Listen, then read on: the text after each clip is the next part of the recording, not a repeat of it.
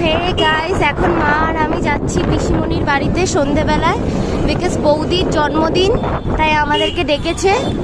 So এই দিকটা যাচ্ছি, দেখো এখানটা কেমন অন্ধকার আর ফাঁকা, এই পাশটা পুলিশ লাইন।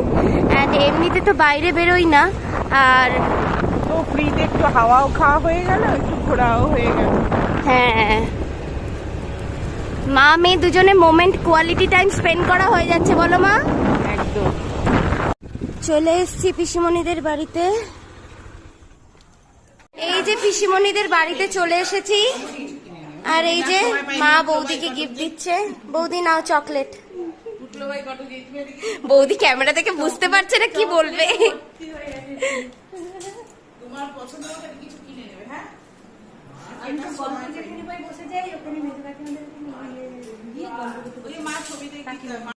তো এখন সবাই ডিনার করতে বসেছি। ডিনারে আছে বিরিয়ানি।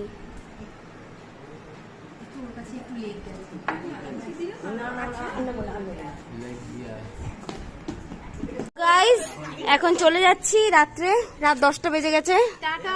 আসবে আবার? হ্যাঁ আসবো। এখন আমি, মা আর ভাইয়া তিনজন নাইট ট্যুরে বেরোবো, মানে বাড়ি যাবো। আমি চালাবো।